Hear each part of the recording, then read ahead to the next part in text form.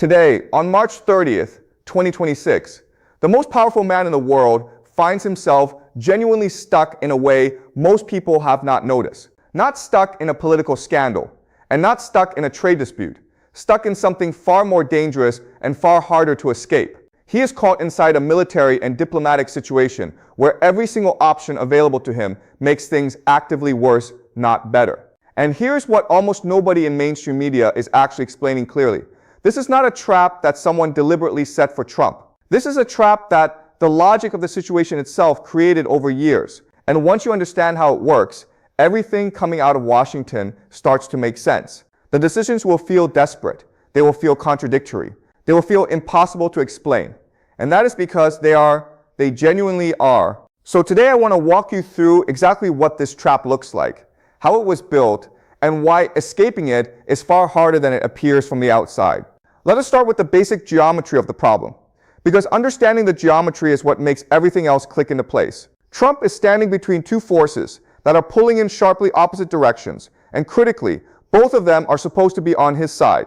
On one side, you have Israel, a close ally, a domestic political priority for a significant portion of the American electorate, and a government with clear intentions.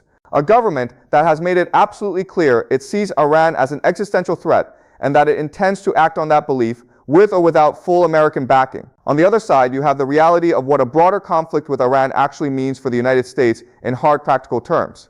Not in terms of ideology and not in terms of politics, in terms of cold, hard, strategic, and economic consequence that will be felt for years. Here is the uncomfortable truth that most coverage avoids. Both sides of this equation carry real weight and both deserve to be taken seriously. Israel's security concerns about Iran are real, well-documented, and built on decades of direct confrontation and documented threats from Tehran's leadership. And the risk of a wider regional conflict for American strategic and economic interests are equally real, equally documented, and equally serious in scale. Trump is not choosing between a good option and a bad option here. He is choosing between two different sets of painful and lasting consequences. And every move he makes activates one set of those consequences, while making the other set harder to avoid. That is the structure of a genuine strategic trap. Not a villain, not a conspiracy, and not a failure of intelligence. Just a situation where the geometry of competing interests has closed off the easy exits. Now, to understand why this trap is so difficult to escape, you need to understand something about how American foreign policy actually works in this region. Because there is a version of this story that most people already know, and then there is a deeper version that explains why the familiar story never quite adds up. The version most people know goes like this. America supports Israel because of shared values and a long alliance. America opposes Iran because Iran destabilizes the region. Simple, clean, familiar. But the deeper version is more complicated, and it starts with a question that rarely gets asked directly in public debate. What does America actually need from the Middle East in 2026? The honest answer is significantly less than it needed 15 or 20 years ago. America's own energy production has expanded dramatically over the past decade and a half. The shale revolution fundamentally changed the country's energy position in the world. The United States is now the world's largest oil and gas producer. It no longer depends on Gulf oil the way it did in 1991, or even in 2003 when Iraq was invaded. So if America's direct energy dependence on the Gulf has decreased significantly, why does the Middle East still pull Washington in so deeply and so consistently? The answer has two parts. The first is the structure of the dollar system. The second is the architecture of American alliance relationships across the entire globe. The arrangement under which Gulf oil is priced and sold in US dollars creates a steady and permanent global demand for American currency in world markets. Every country that needs Gulf energy has to hold dollars to buy it. That keeps the dollar stronger than it would otherwise be, and keeps American borrowing costs lower. For a country carrying over $33 trillion in national debt, that mechanism is not a small convenience. It is a structural financial necessity. The second part is alliance credibility, and this one is often underestimated. America's reputation as a reliable security partner is not just a Middle Eastern question. If Washington is seen to abandon or significantly weaken its commitments in one region, that signal travels immediately, and it travels far beyond the region itself. It reaches Seoul, where South Korea watches every American commitment carefully. It reaches Warsaw. It reaches Taipei. Alliance credibility does not stay regional, it goes global fast. This is the broader strategic context inside which Trump is operating right now in March 2026. Every decision carries weight that extends far beyond the immediate situation.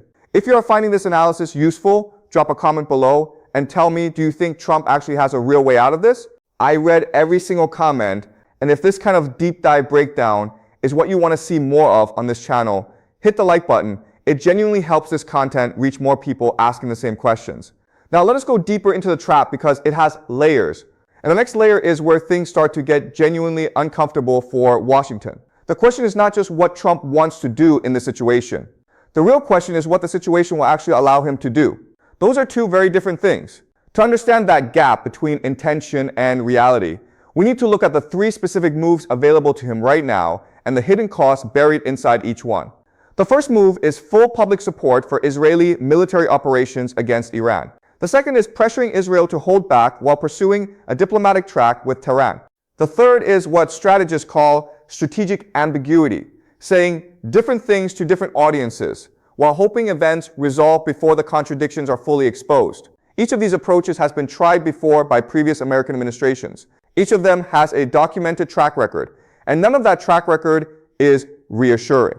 What this tells us, and this is the core analytical point worth holding on to, is that this trap is not primarily about Trump's personality or his decision-making approach. It is about the structure of the situation itself.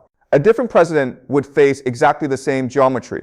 The pressures would be identical, and the exits would be just as narrow. That is what makes this moment genuinely worth understanding carefully. Not as a story about one individual man and his choices under pressure, but as a story about how great powers get caught between their own commitments and what happens when those commitments pull in opposite directions at the same time. Next, we are going to look at what Israel actually wants from this particular moment in history, and why what Israel wants is not the same thing as what Israel needs. That distinction turns out to matter more than almost anything else we are going to cover in this entire story, so stay with me. Here is something that almost nobody is saying out loud right now, and it is the key to understanding everything else in this story. Israel and America want the same outcome in theory, but they want completely different things in practice. And that gap between theory and practice is where this entire situation is falling apart. In theory, both governments agree that a nuclear-capable Iran represents a serious long-term threat to regional stability. That shared position is real and it is not manufactured. But in practice, what Israel needs from this moment is fundamentally different from what the United States can afford to give. And that difference is not small. Israel is operating on a timeline that Washington does not share. Israeli strategic planners have been watching Iran's nuclear program for over 2 decades with a very specific concern. The concern is not just capability. The concern is the window of time during which a strike on Iran's nuclear infrastructure is still technically feasible and strategically meaningful. That window, according to analysts who study this closely, has been narrowing. And from Israel's perspective, waiting for perfect diplomatic conditions means the window closes permanently. This creates a pressure inside Israeli decision-making that is genuinely difficult for outside observers to fully appreciate. It is not aggression for its own sake. It is a calculated urgency. And here's where it gets complicated for Trump. Because Israel acting on that urgency, with or without explicit American authorization, puts Washington in an almost impossible position. If America publicly supports the action, it becomes a direct participant in the eyes of Iran, of Russia, of China, and of every non-aligned government watching carefully from the outside. If America publicly distances itself from Israeli actions, it risks fracturing one of its most politically sensitive alliances at a moment when alliance credibility is already under pressure globally. And if America tries to do both simultaneously, the strategic ambiguity approach, it satisfies nobody and signals weakness to every audience at exactly the wrong moment. What this tells us is that Trump is not just managing a foreign policy problem. He is managing a fundamental mismatch between two allies with genuinely different definitions of success. Israel defines success as permanently eliminating a specific threat regardless of the regional consequences that follow. That is a narrow, defined objective with a clear endpoint in mind. America's definition of success is far broader and far more complicated. It involves regional stability, oil market continuity, dollar system preservation, and global alliance signaling all at once. These two definitions of success are not compatible in the current situation. And no amount of diplomatic language can fully paper over that incompatibility when real decisions must be made. In my view, this is the core of the trap that most analysis misses entirely. It is not about who is right and who is wrong. It is about two allies optimizing for genuinely different things. And the longer this continues without a clear resolution, the more visible that gap becomes, not just to Washington and Jerusalem, but to every capital in the world that is watching closely. Next, we are going to look at Iran's side of this equation. Because Tehran is not simply reacting to pressure, Iran has been preparing for exactly this kind of confrontation for a very long time. Here is the part of this story that almost every Western analyst gets completely wrong. And getting it wrong leads to completely wrong conclusions about where this is heading. Most coverage treats Iran as simply reacting, or reacting to sanctions, reacting to strikes, reacting to pressure, as if Tehran is just responding to whatever Washington and Jerusalem decide next. That framing is deeply misleading. Iran is not reacting. Iran has been executing a long-term strategic plan that predates Trump, predates Biden, and predates this crisis by decades. To understand what Iran is actually doing right now, you need to go back to a decision Iranian leadership made after watching what happened in 2003. That year changed everything for Tehran. In 2003, America invaded Iraq in weeks. Saddam Hussein's conventional military, one of the largest in the region, collapsed almost instantly under American air power and ground forces. Iranian leadership watched that and drew a very specific conclusion. A country that confronts American military power directly and symmetrically loses, fast and completely. So Iran made a deliberate choice. It would never fight America the way America prefers to be fought. It would build a different kind of deterrence, designed specifically around American weaknesses. That decision produced what analysts call the axis of resistance, a network of relationships and proxy capabilities spread across Lebanon, Syria, Iraq, Yemen, and Gaza over 2 decades. This network took over 20 years and enormous resources to build. And here is the crucial point most people miss. It is not primarily an offensive tool. It is a deterrence architecture. It is Iran's carefully constructed answer to a very specific question. How does a mid-sized regional power survive in a neighborhood where much stronger outside forces can intervene at will? Think about what that network actually does in strategic terms. Any serious military action against Iran does not stay contained to Iran. It activates multiple fronts simultaneously across the region. That is not an accident. That is the design. The cost of striking Iran is not just the cost of striking Iran. It becomes a cost of managing simultaneous escalation in multiple directions at once. For American military planners, that calculus is deeply uncomfortable. A clean, contained military operation against Iran simply does not exist on the current strategic map. Every serious scenario involves regional spillover. And regional spillover means oil market disruption, pressure on the Strait of Hormuz, and stress on American partners across the Gulf simultaneously. In my view, this is precisely why American military planners have consistently urged caution even when political pressure from other directions has pushed hard toward escalation. Now here is where it gets even more strategically interesting. Iran's nuclear program fits inside this same deterrence logic, and understanding that reframes every diplomatic move Tehran makes. Iran has never officially declared an intent to build a nuclear weapon. And that ambiguity is not an accident or an oversight. That ambiguity is itself a strategic tool of significant value to Tehran. A country that might have nuclear capability forces every potential adversary to calculate under deep uncertainty. That uncertainty alone changes the risk calculus for anyone considering a strike. This is what strategists call the threshold position, staying close enough to nuclear capability to gain deterrence value without crossing the line that triggers an overwhelming international response. Whether Iran stays at that threshold or moves beyond it depends on how much external pressure it faces. Ironically, maximum pressure can sometimes accelerate the very outcome it is designed to prevent. That paradox has sat unresolved at the center of Western Iran policy for years. And it helps explain why the situation is so resistant to straightforward military or diplomatic solutions. What this tells us is that Trump is not dealing with a cornered adversary making desperate moves under pressure. He is dealing with a patient actor that has been preparing for this moment for decades. And that completely changes what realistic outcomes actually look like, which is exactly what we are going to examine next. So here's the question that actually matters now. Not who is stronger, not who has more weapons. The question is this: what does a realistic outcome actually look like from here? The honest answer, the one serious analysts arrive at when they set aside the political noise, is that there is no clean outcome available to anyone. Not to Trump, not to Israel, not to Iran. What exists instead are different versions of a managed stalemate. And understanding those versions is the only way to make sense of what is likely to happen next. Let us start with Trump's realistic options, because that is where the decisions are actually being made right now, in March 2026. Option 1 is continued pressure. Maintaining sanctions, maintaining military positioning, supporting Israel publicly while quietly trying to create space for diplomacy behind the scenes. This is essentially the current approach. Its main advantage is that it avoids immediate escalation. Its main disadvantage is that it also avoids resolution. It keeps the situation frozen but not stable. Frozen and stable are very different things. A frozen conflict can unfreeze suddenly and without warning. And the longer it stays frozen, the more pressure builds underneath the surface. Option 2 is a genuine diplomatic opening.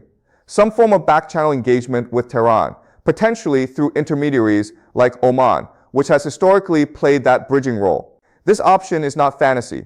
The United States and Iran have communicated through indirect channels at various points over 2 decades, even during periods of significant open hostility between them. But a diplomatic opening in 2026 faces a problem that did not exist in earlier moments. The domestic political cost of being seen to negotiate has risen sharply on both sides. In Washington, any move toward engagement with Tehran gets framed immediately as weakness, regardless of its actual strategic merit. That framing carries real political damage in the current environment. In Tehran, any move toward Washington carries its own internal costs, especially after years of sanctions and strikes that hardened positions significantly on both sides of the equation. So the diplomatic track is not closed, but the door is narrow and the corridor behind it is full of obstacles. Getting through requires political courage that is genuinely scarce right now. Option 3 is what nobody wants to say out loud, a wider confrontation that neither side fully controls once it begins. This is not a prediction, it is a pattern that history knows well. Conflicts expand beyond original intentions through a simple mechanism. Each side responds to the last action. The responses accumulate, and at some point, the accumulation develops its own momentum. In my view, the most important variable right now is not what Trump decides or what any single leader decides. It is whether the situation develops momentum faster than diplomacy can respond. That is the real race happening underneath all the public statements and military positioning. Can any de-escalation framework get established before an incident triggers a chain of responses? Now let us zoom out to the biggest picture. Because this situation does not exist in isolation, it connects directly to every other major pressure reshaping the global order right now. The trade confrontation with China, the war in Ukraine, the pressure on Taiwan, these are not separate stories. They are all expressions of the same underlying shift in the international system. America is navigating the transition from unchallenged dominance to a world where multiple major powers compete for influence simultaneously. That transition is never smooth and never quiet. Every decision Washington makes in the Middle East is being watched and interpreted in Beijing, in Moscow, and in every capital that is quietly recalibrating its own strategic position. What this means practically is that the stakes of getting this wrong extend far beyond the region itself. A serious miscalculation here does not stay contained in the Middle East in 2026. In my view, the leaders most likely to navigate this well are not those with the loudest posture. They are the ones who understand that every audience everywhere is watching at the same time. Managing escalation in a multipolar world requires a different strategic discipline than what worked during the era of clear American dominance. That discipline is hard to hold under domestic pressure. Trump is trapped. That much is real and structural. But traps are not always permanent. The exit requires timing, creativity, and willingness to absorb short-term political costs for long-term stability. Whether that combination exists in the current environment is a question nobody can answer with confidence. Not analysts, not governments, not the leaders sitting inside the trap itself. The decisions made in the coming months will shape the Middle East and the broader international order in ways that remain visible for a generation. That is simply the scale of what is at stake. If this kind of analysis is what you want to keep seeing, subscribe and hit the bell so you do not miss the next breakdown. And tell me in the comments, do you think there is a realistic way out of this trap, or are we watching the start of something much larger? I read everyone.